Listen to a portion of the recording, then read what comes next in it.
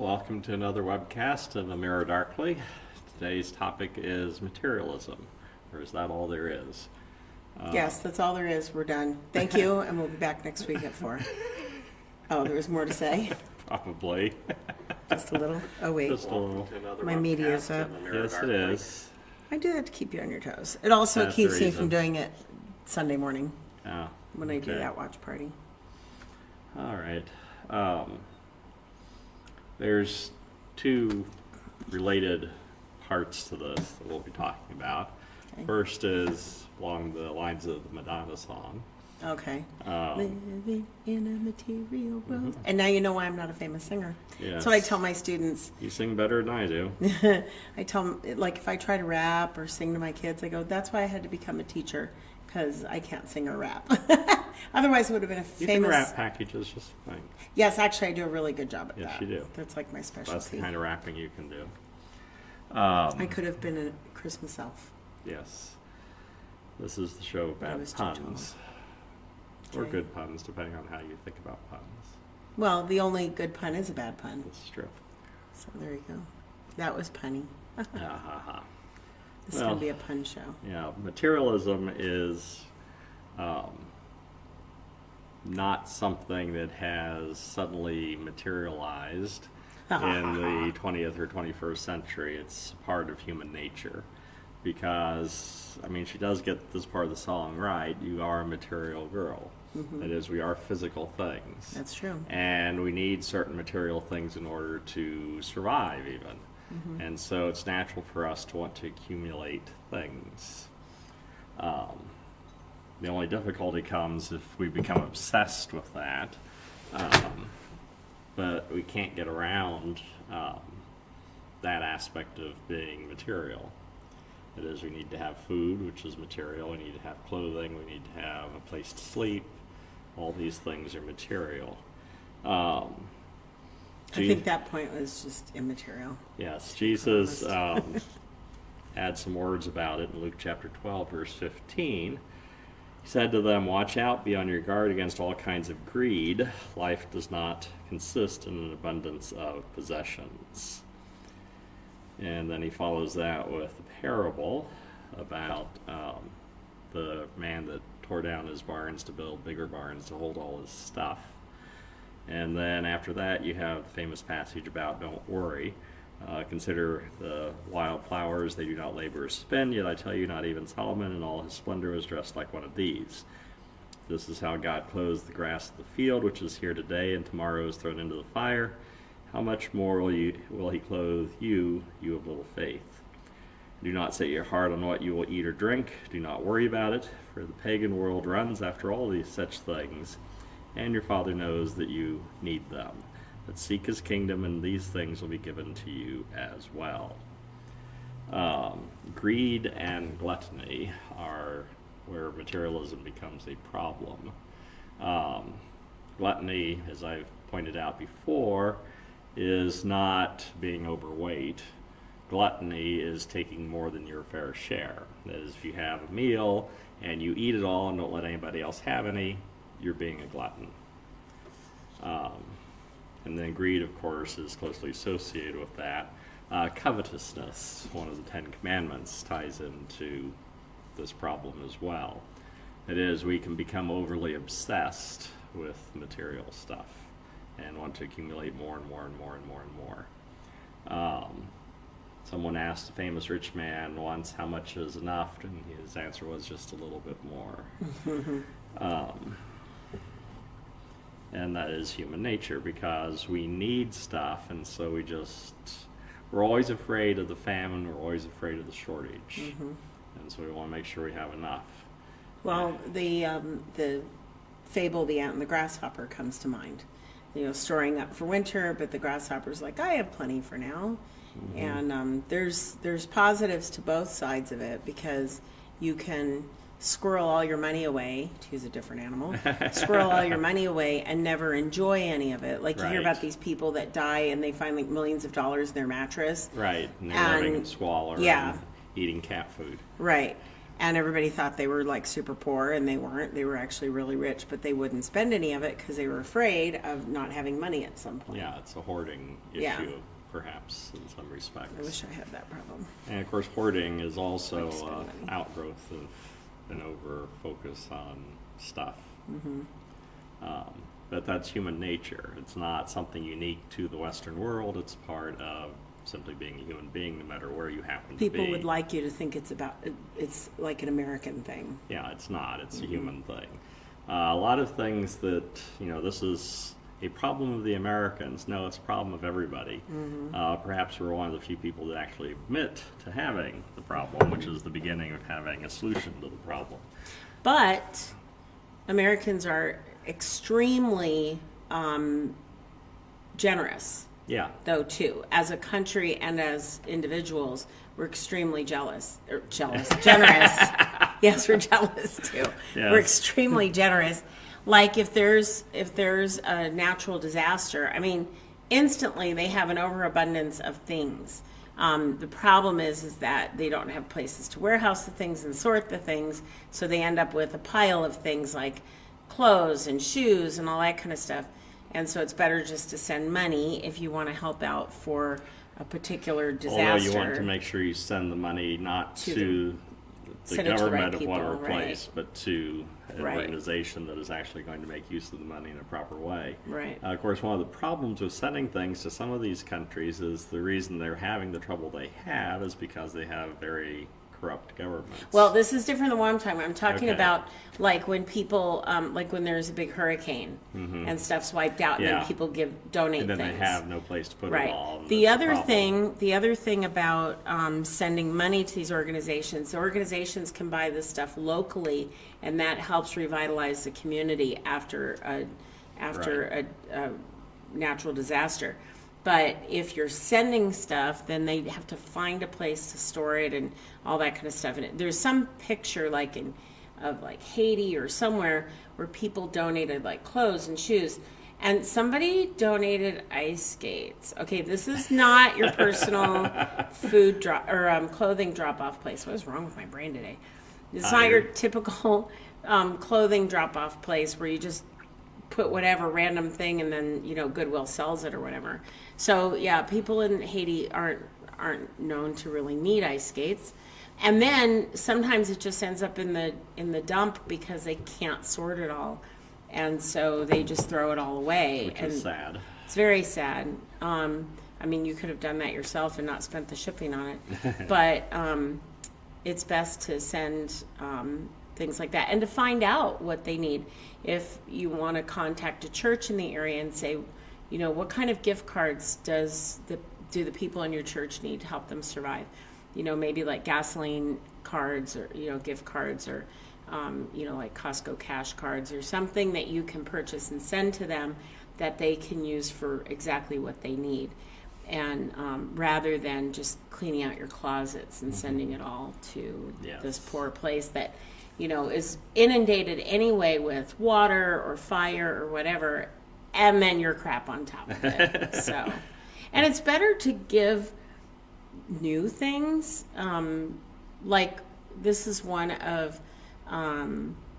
this is a struggle that churches often have. Like when we remodeled our kitchen here at the church, the big push was if you want to give something to the kitchen to outfit it, buy new. We don't want, and not that we're being like materialistic or greedy or anything. It's just that, we don't need your beat up old frying pan that the nonstick coating is gone. If you wouldn't use it in your house, you shouldn't put it in God's house. That's my personal philosophy, and that's kind of what we pushed in here. Like so sending used teas bags to the missionaries. Right, exactly. So, which is a thing that people would, this was a long time ago, but people would save their tea bags. They'd use it in their own tea, and then they'd save the tea bags, dry them out, and send them to the missionaries. And we have friends who were missionaries in Africa, and they would get used tea bags. Oh, it's good for another cup or two. Yeah, if you wouldn't use it for the second or third cup, they probably don't want to either. So it's not, well, it's good enough for the missionaries. No, if it's not good enough for you, it's not good enough for missionaries. It's not good enough for people that have lost their homes to a hurricane or a fire. You need to you use your old stuff and buy something new for them. That's really what generosity is. But anyway, back to my original point. Americans are extremely generous as a country and as individual people because we're in there to help whenever we can. But yeah, materialism is simply a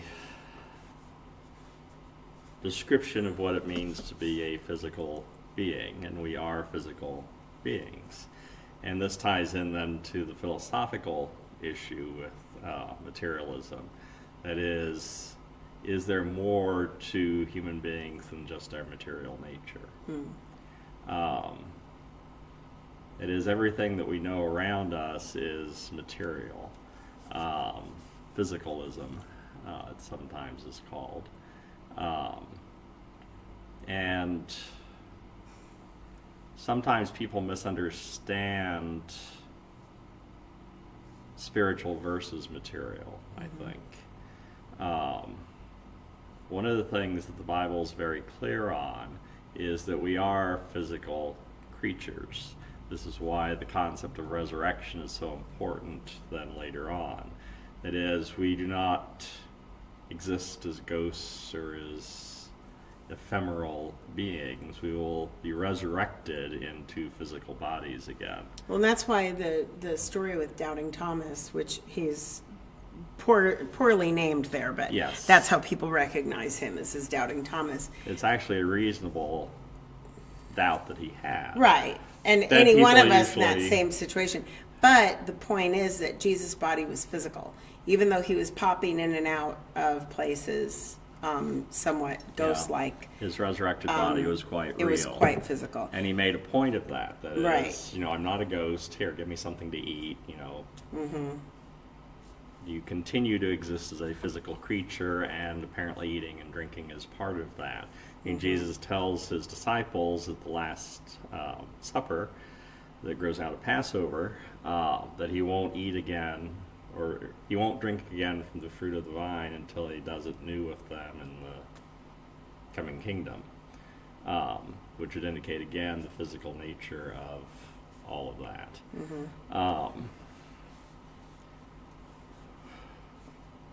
During during this short pause in your thinking, I wanted to welcome my friend Larice from college. Oh. She and I went to college together. She currently lives in Mississippi, and I hear a lot from her on Facebook, and I'm glad that she's joining us. And Larice, if you have any questions or you want to contribute to the conversation, just put it in the comments, and I will read them on the air, and we will interact. We do know that the show lags about 5 or 10 seconds behind what we are currently saying.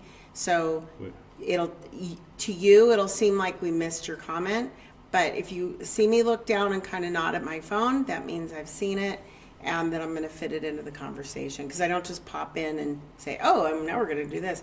But we don't mind going back to something that was said previously in the show. It's totally fine. Yeah. This is super informal, so. Yes, it is. The materialistic nature of us as creatures is an important thing to always keep in mind. One of the problems that exists in some churches when it comes to certain health issues is they imagine that your mental state, your thinking, all of that is a spiritual thing. And that's not entirely the case. It's a consequence of what's going on in the physical organ in your head, which we call a brain. Right. And just like any other physical organ in your body, brains can break. Your heart cannot work right, your kidneys might not work right, your prostate might not work right, all sorts of things may not work right. And so what we call mental illness is a physical thing, not a spiritual issue. That is, it's no more spiritual than if you have a broken leg. I mean, your reaction to having a broken leg may involve some spiritual aspects or something but even then it's mostly physical because you react to it as a physical being. It's painful, it has an impact on how you think then, all those sorts of things. Well, and if you think about diabetes, nobody would say, you don't have enough faith, that's why you have diabetes. Now, you're eating too much sugar. But Or you have a predisposition or to it. predisposition to it, right? Right. But it's a problem with either your pancreas or your spleen. I think it's your pancreas that makes the I don't know. insulin. I'm not a doctor. Anyway, whatever that. And you never played one on TV either. No, I didn't. Yeah. So anyway, it's a problem. I think it's with the pancreas. The pancreas isn't creating enough insulin to manage the amount of sugar in your blood, and so therefore you're diabetic. And so you take insulin for it. Same thing with mental illness. The receptors and the other doohickeys that are in there, and I teach this stuff and I can't remember it. Anyway, they're not working properly, so there's a chemical imbalance, and so you take medication to fix that. Diabetes has bad effects. If you don't take medication, you get blindness, you get neuropathy, and you can have a heart attack, you can have a stroke as a result. So all these bad things can happen if you are diabetic and you don't take your insulin. If you have a mental illness and you don't take your medication, you could end up homeless, in jail, you could end up murdered, you could end up committing a crime you didn't intend to commit. You may commit suicide. You may commit suicide. It's one of the side effects of having depression is that even people that are getting treatment and taking medication, depression can become so bad that they end up committing suicide anyway. Right. And that's no different than if you died of cancer. Right. That is, it's not... The cancer gets so bad that the medication isn't taking care of it, and therefore you die. And the same So thing it's can the happen same with thing. depression. And I Sadly enough, think- and we've had cases recently of a couple pastors that committed suicide. It's not that they were unspiritual. It's not that they weren't trying to deal with the issue. It's just that the treatment didn't work. Yeah. And it's very sad. And I think that if you keep mental illness in the proper framework, it makes a whole lot more sense and it's a lot easier to deal with. But the stigma out there is that, crazy people are dangerous, and actually you're 3 or 4 times more likely to be a victim of a crime than a perpetrator of one if you have a mental illness. Like this whole idea that mass shooters are mentally ill, or that people that do certain crimes are obviously mentally ill. Well, no, not necessarily. They might have a mental illness, but was that the cause of what they did? Mentally ill I tend mean, to be victimized more than right, the perpetrators. Like to sadly enough. the tune of 3 to 4 times more. Because if you're living on the streets, you're more likely to have someone mug you, steal your stuff, rape or murder you. If you're trying to make money, they're more likely to be victimized by some person that wants to take advantage of them. And like if they're sleeping with people for money or for food, they're likely to, have something horrible happen to them or whatever. So you're more likely to be a victim if you are untreated mentally ill. Yeah. With treatment, proper treatment, you're less likely to become a victim and less likely to become a perpetrator too. Yes. Because there are mentally ill people that do crimes. Like you think about these women that have postpartum psychosis, which is not the same as postpartum depression. Postpartum depression happens to most women. It's called the baby blues. It happens for a few days to a few weeks after a child is born. But then if it continues on and then they start saying things like they're having ill feelings towards their baby, their baby's ruining their lives, things like that. Now you're looking at postpartum psychosis, and that is a mental illness, and that has to be treated. The baby needs to be put where it can be safe until the mother gets treatment. When the mother gets treatment, then she can be put back with her baby under supervision, and until you're sure that the baby is safe around her. But so anyway, there are mental illnesses that will cause people to do crimes. Now, a lot of what happens is the mentally ill people who end up being criminals are the ones who are not being treated. They're self-medicating with meth or whatever, heroin, and then they commit crimes to get their drugs. Mm-hmm. So it's not the mental illness that's causing them to do these things, because if they were a drug addict and not mentally ill, they would still commit those crimes when they didn't have money for their stuff. Mm-hmm. But so it's the drug addiction and the that's Drug causing addiction them to be. commonly goes with. But if they're untreated, if they're mentally untreated. ill, then there you go. So. Yeah. And I was reading an article in the Times last week or this week that the percentage of the homeless that are mentally ill is much higher than what has been previously suggested. Mm-hmm. So probably the vast majority of them are mentally ill. That's part of the problem. That and using drugs. Mm-hmm. So. And the really incredibly sad thing about it is a lot of cities are passing laws to keep the mentally ill off of the main streets and forcing them farther and farther out of town, which makes them farther and farther away from services. And the mentally ill are dying of starvation, they're dying of thirst, they're dying of exposure to the elements. Now, do we want to have homeless encampments on the sidewalk like we have in Los Angeles, San Francisco, and Seattle? No, because that's not safe either. So it's a complex problem that requires a complex solution. And it's not going to be one size fits all. But something has to be done because pushing, like here, we live in the desert, and it's hundreds of square miles of desert surrounding these towns that are out here. And they're just out there, and they can't get to water.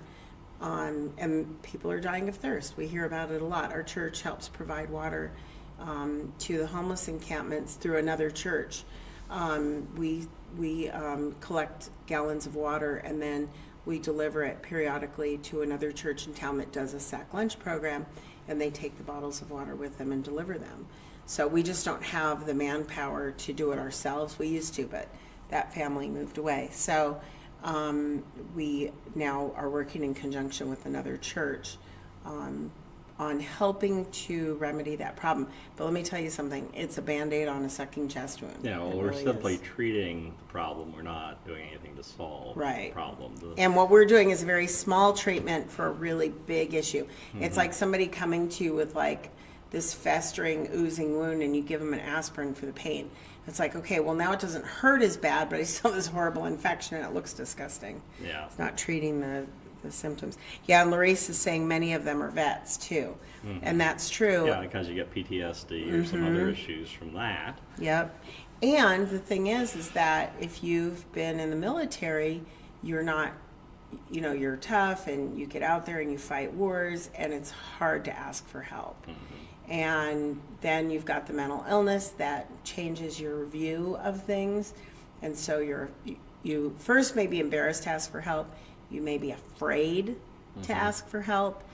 And then you may be fearful of the people that want to help you, that you view them through the wrong lens. Right. And an example I like to give is I wish I didn't have the example to give, but the guy that was killed in Fullerton, beaten to death by police officers. Now, trust me, I am fully supportive of law enforcement. I'm not, bagging on police officers. But here's the thing. It's a misunderstanding of what mental illness is. He's paranoid schizophrenic, untreated. He sees people with uniforms, badges, and weapons coming at him. Even if he thinks they're aliens or whatever, he views that as an attack. He's going to fight back. The police fight back. He ends up dead. Right. So, It's a tragedy all the way around. it is. And because he doesn't view things correctly. Like, if I was laying on the street and a police officer came up to me and said, "Are you okay?" I'd be like, "No, I need help." And then the officer would help me because I have an intrinsic trust of law enforcement. And I'm not like... You're not mentally ill. I'm not mentally ill. I'm not reacting badly to him, so he's not going to pull out his weapon, and he's going to do what he can to help me. But if you're mentally ill and you think people are out to get you, and then here's a person that's out to get you. he's got weapons. He may have his billy club or his flashlight out for his own protection, or so he can see if it's at night. And then you're like, oh my gosh, this guy's coming at me with a club, and he's got a uniform on. He's going to get me. He's going to kill me. So kind of the same reaction I have when I walk my dog at night. I don't go around the corner when I'm alone. Because we have a lot of people that walk up. We live on a just off a busy street. And there's a lot of people that walk along there, and I'm a woman by myself with my little dog. It's Little not, dog. yeah, he's not a big scary dog. He only has 3 teeth, so if he bites you, it's not going to hurt. Anyway, and so I get nervous when someone's walking by me. Does not matter if it's man or woman, what color they are. It just makes me nervous. Being a female, I know I'm like automatically like could be a victim, and so that's always in my head. So anyway, there was a point to that, and I forget what it was now.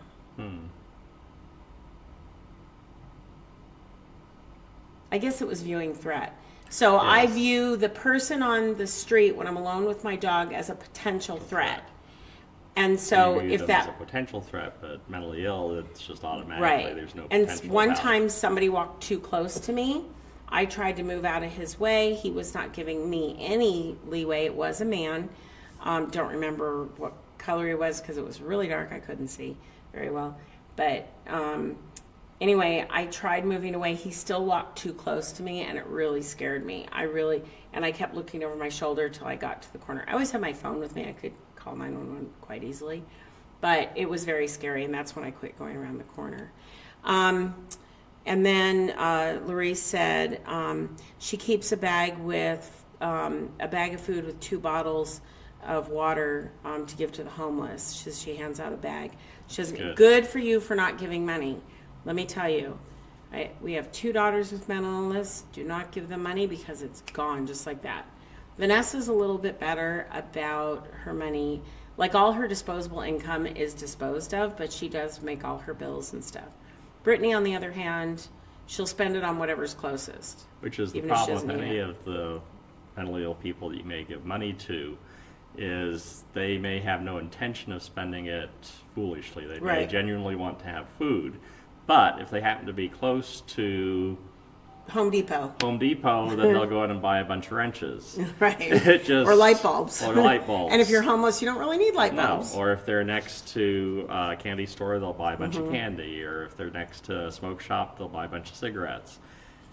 Whatever is closest is what they will spend the money on, sadly. Right. And they'll spend every last cent.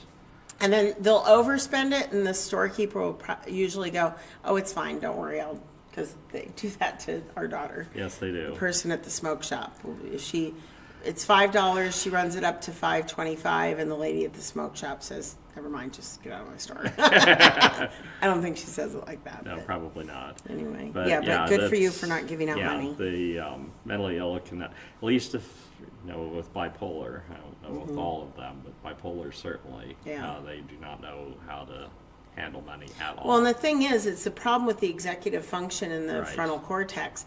That's your boss that tells you what you should and shouldn't do. So, like, when I go to eat a piece of cake, my boss goes, you're on Weight Watchers. You shouldn't be doing this. You're spending, I don't know how much it is. Of course, you may tell your $40, boss to shut up and go I ahead do. and eat it anyway. I do. I tell my boss to shut up and not look while I eat this piece of cake. I do it a lot, and that's why I weigh what I do. But that's the problem is in the executive function of their brain.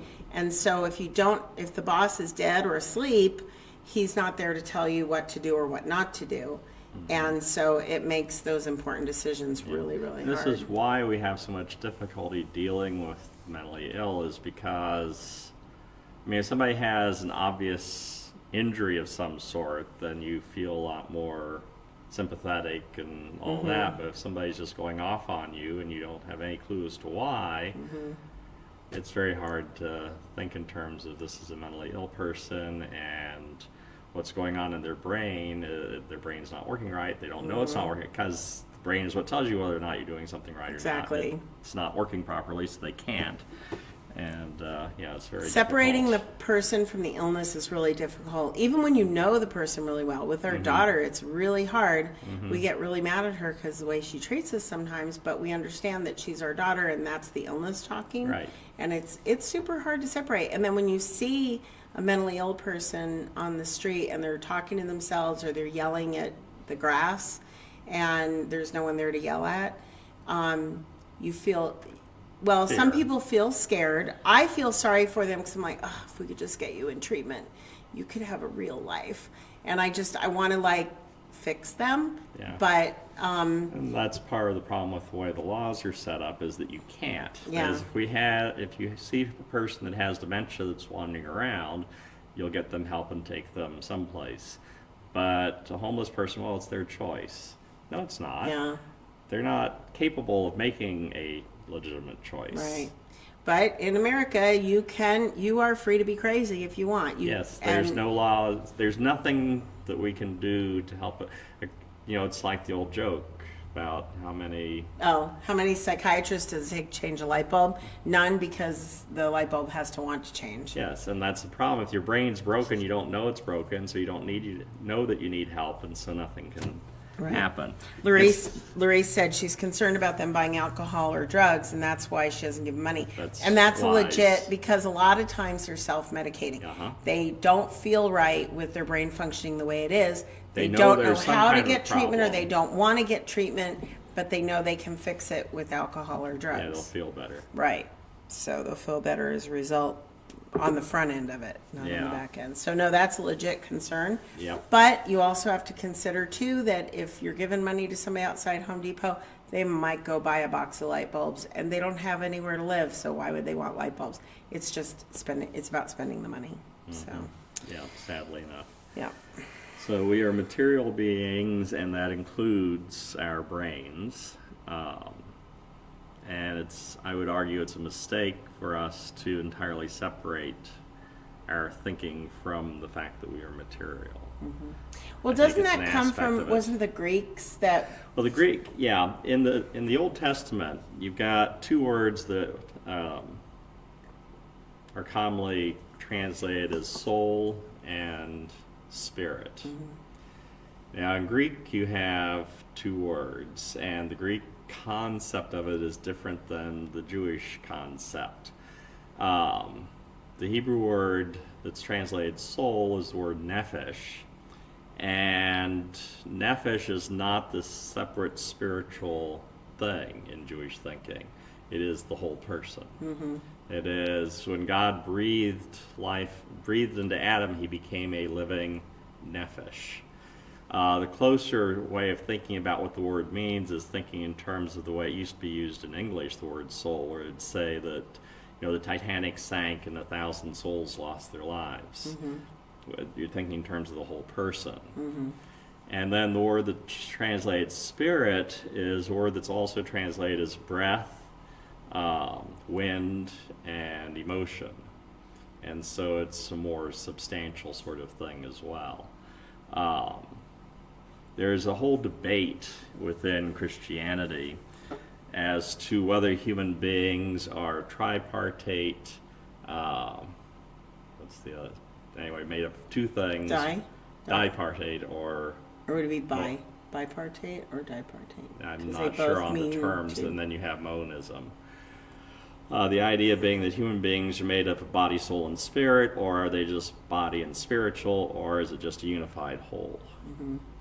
And an argument can be made, some scholars at Fuller back in the late 90s, I think, it may have been early 2000s, wrote a book, which I thought was quite good, arguing for monism, the idea that we're a unified whole.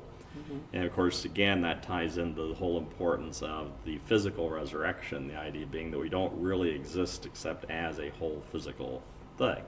That is, it's... So what did they do then with... Okay, so when you die, what do they do with that time period? Well, it's like what I argue for. Okay, so explain your argument. Because I like this. I think this makes more sense. Then I'll tell you what I told my mom besides that, because she wasn't comfortable with this. But she doesn't read science fiction. So no, she doesn't, and that's the problem. Or science. Yeah. One of the things that we've learned in the last 100 or so years, a little bit more than 100 years, is the distinction between time and space is artificial. That is, we experience the dimension that we call time differently than we experience the other three dimensions, but it's simply another direction. And even St. Augustine in his writings argues that to ask what was God doing before, or ask what things were like before creation, is a nonsensical question, because time didn't come into existence until the moment of creation. That is, time is a part of who and what we are. It is, we are time-bound creatures. We live in a linear fashion. God is not time-bound and does not exist in a linear framework, which makes him considerably alien in some ways from the way we think about things. The best fictional representation I've seen of that was the first episode of Star Trek Deep Space Nine, when Benjamin Sisko, the commander of the Deep Space Nine space station, first interacts with the wormhole beings that the Bajorans worshipped as gods. They are non-linear in their relationship with time, and the whole episode deals with Sisko and those beings trying to make sense of each other. That is, Sisko had just recently lost his wife in a terrible accident, and that was always in the forefront of his mind. And as the beings are trying to talk to him, they keep bringing him to the moment when his wife died. And he eventually asks them, why do you keep taking me here? And they respond with, well, why do you live here then? But anyway, all of that to say that since God is not time-bound, the thought that we have that there is an intermediate period between when we die and when the resurrection happens may be a flaw in our linear thinking. That is, why would there be a need for an intermediate state from God's perspective? So I would argue that when we die, we immediately are at the resurrection. That is, we all get there at the same time, essentially. There is no intermediate state, and that is more in keeping with the monistic sense of that we're a unified whole and we only exist as a physical creature. And I think it really goes well with explaining why there's no more tears, Right. and that in heaven, because we're all there together. Right. When my dad died, my mom was like, well, your dad doesn't care about us anymore because he's in heaven now and he's enjoying God and enjoying heaven. And I'm like, okay, then why would he have had 71 years of loving? Well, he didn't love us for 71 years. I've known my dad since he was born, not that old, and that was super creepy. But it would make my mom a criminal in most states. But anyway, why would he have had this whole life of, loving people and knowing people and all that? And, my parents had almost 50 years of marriage, it's like 48 or something. And spending 48 years with one person, and you have 3 children, you have 7 surviving grandchildren, 8 grandchildren total. Why have all those relationships if when you get to heaven, you don't think about them anymore? So which would be weird. I said that goes against the nature of God, because God God is a relational being. That's why he created us. We are relational beings because we're created in his image. What is the greatest commandment? And the greatest commandment is to love God and love people. And what was the first commandment? Go do it in the woods. And so, and what did he say to Adam? He's like, dude, you are no good on your own. You cannot drive well. You get lost in a paper bag. Oh, wait, no, that wasn't Adam. That was Robin.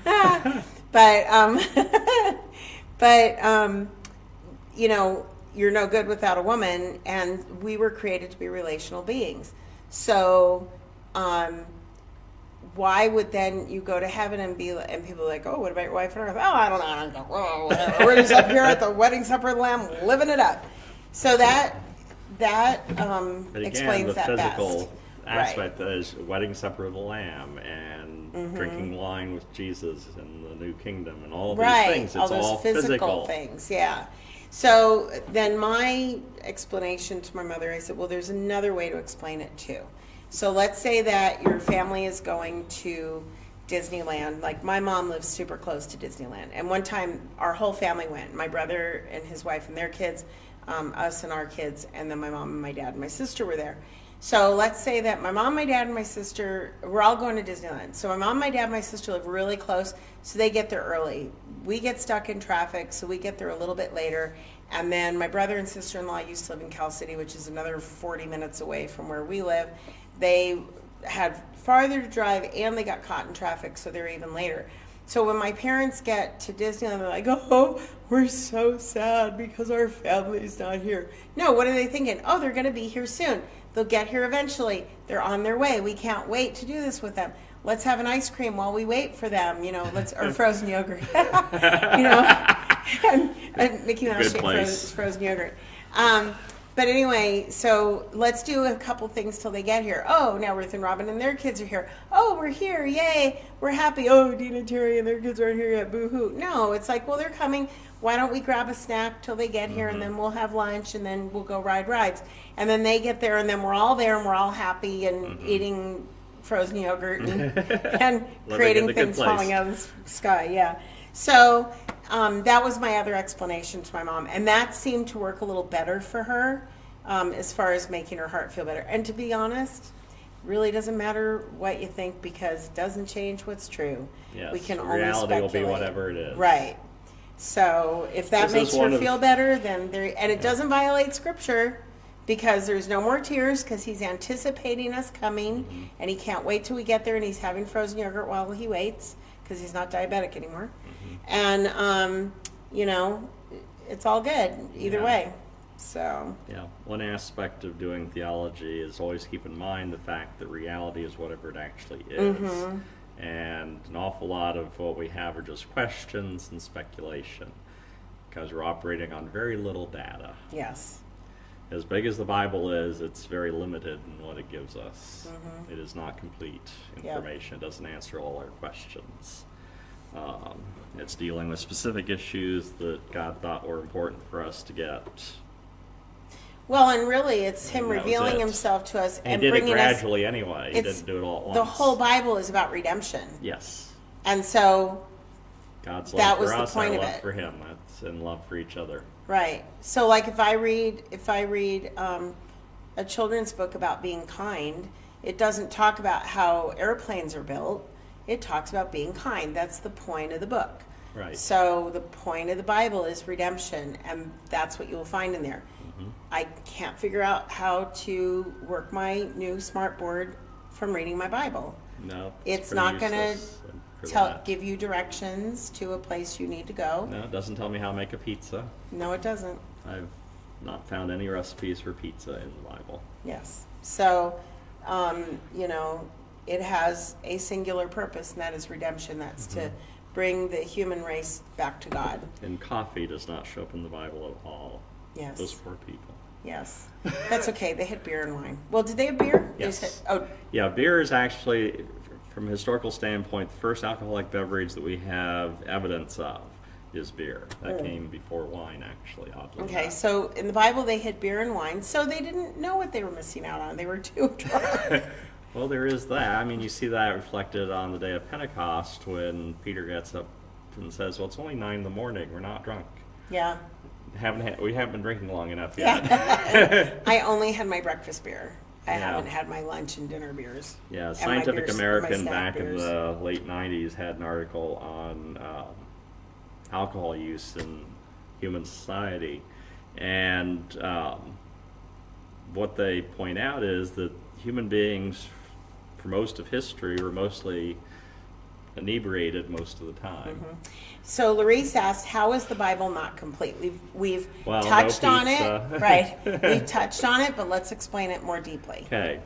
The Bible is designed, God revealed himself to the human race gradually. That is, he didn't dump everything on us all at once any more than you would dump calculus onto a first grader. And then the information he gives us is limited. For instance, we don't know the name of the devil.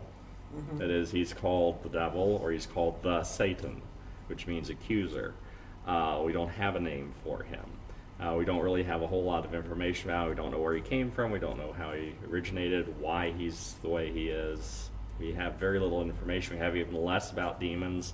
Don't have a whole lot of information about angels, because they're minor characters on the stage of Scripture, and as much as we are fascinated by them, God wasn't overly concerned with giving us all that information. How the Trinity works. The Bible tells us that Jesus is God, tells us the Holy Spirit is God, tells us the Father is God, and tells us there's only one God. And so the doctrine of the Trinity is our attempt to make sense of that apparent contradiction. So what we can affirm is that Jesus is God, the Father is God, the Son, Holy Spirit is God, but there's only one God. Don't know how that works exactly. Anything beyond that is going to be speculative. It's not complete information.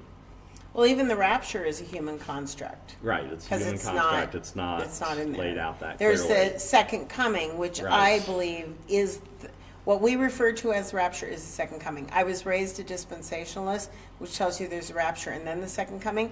My thing always was kind of the third coming, so it doesn't make sense to me. One of the things to point out when you think in terms of theology is thinking about how many different positions are taken on some of these issues. And so when you look at eschatology, you've got a wide range of ideas because the information is that fragmentary. Any of those positions can make a pretty good case for why they're But salvation's arguing the pretty way. cut and dry. Salvation's cut and dry, that the commandment to love your neighbor as yourself is the key commandment, is quite clear, Matthew. And that's pretty much all that's covered in the entire Bible is how to love God and how to love people and redemption. Yeah, well, That's Jesus, it. That's the theme of the Bible. Yeah, well, Jesus was asked, what is the greatest commandment? And his response was to love the Lord your God with all your heart, mind, and soul. And the second is like to it, love your neighbor as yourself. On these two commandments, he said, hang the law and the prophets, which was the New Testament's way of saying the Bible. And so you want to know, what is the Bible all about? Love God, love people. And the primary way we show our love for God, John argues this in 1 John, and Paul argues this in Galatians and Romans, is to love people. Paul says very explicitly that all the commandments, whatever they are summarized in one commandment, to love your neighbor as yourself. And Judaism teaches the same thing. The story is told about a rabbi that was threatened at knife point or gun point, I'm not sure when the story originates, to stand on one foot and recite the entire Old Testament. And the rabbi said, love the Lord your God with all your heart, mind, soul, love your neighbor as yourself, all the rest is commentary. And he survived. And he survived, because that's what it's all about. And that's the focus of the Bible. In interpreting the Bible, this is something I always tell my students, I preach it from the pulpit. If your interpretation of the Bible results in you doing something that is not loving God or loving people, you're misinterpreting. If you think the passage is saying something other than those two things, you've messed up. Go back, don't pass go, don't collect your 200, start over. Just accept the fact that you don't understand it yet and move on with And your that's life the other loving thing, people. too. Because the Bible is not complete, that is, you get little pieces of things. It's okay to look at something and be puzzled by it and not understand it, and you should be willing to say, don't know what this means. And sometimes we may never figure out what it is. One of the classic examples that I like to give students comes from the book of Ezekiel. Well, God takes Ezekiel, shows him what's going on in the temple, and all the horrible things they're doing, worshiping other gods and that sort of thing, offering sacrifices to the false gods. And then God makes the comment, look at them, they're even putting the branch to their nose. We know what the individual words are, we can translate it fine. We have no clue what he's talking about. We don't know what that means, what that putting the branch to the nose is. And at this point, we still don't have any clue. Nobody quite knows what it means. That's okay. So hopefully that helped you understand what we meant, Larice. In the purpose that the Bible is written for, it is Right. complete. But for other purposes, like how to fix your brakes on your car, not And not complete. even, it doesn't even tell us everything that we could possibly want to know about God, Satan, demons, Right. angels, Creation. creation. It doesn't go into a lot of detail on things. I illustrated this by writing a novel a few years ago on Noah's flood. And I follow exactly the stories as given in Genesis 6 through 9, but it's a radically different picture of what happened. It's called Antediluvian. It's my favorite book that he's written. Yes, and I I love assume that a high-tech society, they're out in space, they're shooting at each other, but as you read it, you'll find nothing in it that contradicts what's in the Bible, which illustrates, that was my point in doing it, that what the Bible tells us is very, very limited. It's only what we need. It's for what we need to know. redemption. And the other thing, keep in mind when you're reading through the Bible, one of the dangers that we face in reading it is that we bring our questions, our problems, our concerns to the text and try to find answers to those things. What we need to do is figure out what was the Bible trying to talk about, what was the context, what was going on that is at issue. Is when we read the New Testament books, particularly the letters, like Paul's letters to the church in Galatia or Ephesus or whatever, we understand we're reading somebody else's mail. And so we're more conscious of the fact that, okay, these words were given to this specific church for their specific issues, although a lot of times people still forget that. But when we read like Genesis or Exodus or some of the other things, we may tend to overly universalize it. Those things were written again by specific people for specific problems that those people at that time were facing. Like, for example, the women having their head covered. I love this story. So at that time, the women who were, like where it says women should have their head covered in church, the women whose heads were uncovered were the prostitutes, and the women whose heads were covered were the well-to-do women. And because there's neither male nor female, slave nor free, whatever, in the body of Christ, you shouldn't be able to tell the prostitutes from the well-to-do women, so therefore all women should cover their heads. We do not wear hats, well, there are some churches that still do, but we don't wear hats or head coverings that's not an issue in now. low church, right? And so, because that's not an issue now. But I would argue that what the synagogues do, I said temple, what the synagogues do is more in line with Scripture, because the men are supposed to wear the yarmulkes, and if you're as a man come in, you don't have a yarmulke, they will give you one to wear, and that would be the way to do it. The churches did. Right. That is, they would give the women that didn't have head covering, here's A head covering, exactly. so that you wouldn't know that they were not. Right, that they had come with their head uncovered. So Right. Lorraine says she understands, so we way over explained it. Yeah, but it's a fun to talk discussion. about, Yes. And Totally this is off topic. Yes, though. this is. That was a big fat bunny, and it was a big long trail. Yes, but it was fun. And that's Hunting why we do rabbits. It. Oh, So dear. where are we at time-wise? Yeah, we We still have a have- few viewers. I think Tony joined us because she wants to know when we're done. She tried to call me. Uh-oh. And then our friend from college, Charity, is here. So okay. welcome, Tony and Charity. Larice is here. And so we're talking about materialism and a bunch of other And stuff that everything else came that up. comes into our We've talked about heads. mental illness. We've talked about... Well, the mental illness ties in Right. because of the tendency to think of that as being spiritual versus material, Right. and then the stigma that's associated with that wouldn't be associated with having cancer or diabetes Right. or asthma or something like that. So, That is, it should be recognized as just as much a physical problem as anything else. You shouldn't make the distinction Right. between. but if you have a question or a comment in the meantime, I see Charity disappeared, but it's possible she switched to it. So here's what I've learned about when I Yeah. see people are in it. Uh-huh. If they switch to another screen, it shows them up as gone, but they're still there. Ah. So it's kind of hard to tell if people are actually there or still not. So there or still not, there or not still. I've been having a little trouble with my words today. Yeah, well, you're not getting enough sleep. I'm not. So. So anyway, so if you have a comment or a question, feel free to ask. We don't mind going over time. Tony will mind if we go over time because she wants to Yes. call me, but I imagine she's not dead in the gutter because she said, oops, I forgot you were still webcasting. So, Yes. But But I would argue that the Bible affirms that we are material creatures. yes. And our tendency to want to accumulate things is a natural aspect of being a material creature. I mean, you see animals will do that too. I mean, you think in terms particularly of certain birds that like to gather things, but you see squirrels, everything, because that's what material creatures do, because they've got to survive in a material world. So the It's Madonna fun to song watch is not entirely... beavers build a dam.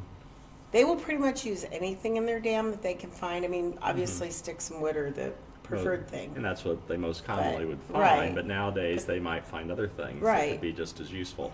Totally left. Birds building their nests, same thing. Yeah. They will gather whatever they can happen to find to make what they need in their nests. So, now it's a human thing, not a specifically Western or American issue, being materialistic. All of us are by nature.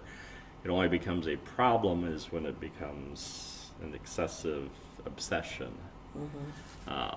Hoarding being an example of that taken to an extreme. We should always keep in mind, like I said at the beginning, Jesus' comment that life does not consist in the abundance of our possessions. Right. You've never seen a hearse with a U-Haul behind it. There is a meme out there that has one, but I have a feeling it's photoshopped. It could be, or somebody set it up. Yeah, somebody set it up. So yes, I have seen a hearse with a U-Haul behind it, but it was probably faked. Yes, in one way or another, because obviously we can't actually take it with us. Right. We go into eternity the same way Arnold Schwarzenegger went into the past. Yes. But probably not as nice a bodies. Yeah. So, since we tend to be old when we go. Yes, and many of us do not like to work out. So Yes. old and flabby, Yeah. saggy, nasty looking. Not oiled up and 27 abs or whatever. A 27 pack. Yes. Okay, well, go ahead and give the little commercial. Okay, so we are here every Saturday about 4 o'clock. Well, almost every Saturday. We didn't have, this was last week's show because I was still on the road coming back from getting my hair done and seeing my mom. So anyway, we're here most Saturdays about 4 o'clock. And we're not quite as punctual as your normal TV show, but Yes. we strive to get closer to that. Oh, what's the topic for next week? Next week's topic is theodicy. Okay. Why did the Dodgers lose the playoffs? I know, after they won so many games. It's just the way it works. Yeah, and Mr. Denning is bragging about the Astros. Oh, I'm sure he is. In the announcements, and I am like, I roll my eyes, and Yeah, let's do all the other Southern my Californians. principal really likes the Which Houston makes no Astros. sense. He's from California. Why Yeah, should he I'm care? going to see about getting him fired. So Anyway, theodicy, it's what I've been preaching on, although the title of the sermon series is Why Is There Kale? Because that's more universal dislike and pain and suffering. yes, But although anyway, kale's good in other things, I'm just sure not by itself. Not by itself, maybe. So anyway, I thought, but we've talked about it before a little bit. We'll talk about it some more than Lord willing next week. Okay, so A Mirror Darkly, Unbridled Inquiry is brought to you by Quartz Hill School of Theology, which is brought to you by Quartz Hill Community Church. If you're in the Antelope Valley, the church meets every Sunday morning at 11 a.m. for worship. And we are at the corner of 51st Street West and Avenue K. We'd like to welcome you, if you don't have somewhere else that you're worshiping, to join us. If you are not in the area or you just like a second dose of church, we do have a Facebook page, which is Quartz Hill Community Church. Join our page, and we And webcast. also join the Mirror Darkly Yes. page. Well, I'm getting there. Oh, okay. We live stream the services every Sunday. We are aware there's an issue with our camera that it seems to be speeding up the music and stuff. So it's a little jumpy to listen to. It can be a little irritating. But we do broadcast the entire thing, including the announcements, prayer, the whole 9 yards. So you can get a second dose of church, or if you can't make it to church that day, that's a way that you can make it to church. And you can learn more about theodicy as a result. And if you look on the Facebook page, you can scroll back and see the previous sermons. Anyway, A Mirror Dark. The Quartz Hill School of Theology has its own webpage, www.theology.edu, and there you can join online classes that are free. It's text that you can just read. If you want to get credit for the class, there's a nominal fee for it, so you can further your biblical education that way. And then A Mirror Darkly, Unbridled Inquiry has its own Facebook page that you can join. Then you'll get notifications when we are webcasting. So anyway, that's kind of everything. And also, starting next week, I hope we'll have some theme music at the beginning when we Yes. just have the thing up, and maybe a little bit at the end. Bubba Gross, who plays the bass here in the church, composed some music for us. Yes. And so we're going to add that. Yes, a little bit of elevator music made just for us. Yes, jazz, That soft makes it- jazz. Elevator music. So, Yeah. anyway, so join us next Saturday, Lord willing, and the creek don't rise. Yep. And so, And Tony, I'll call you in a couple of minutes. yep. So, see you later. Bye.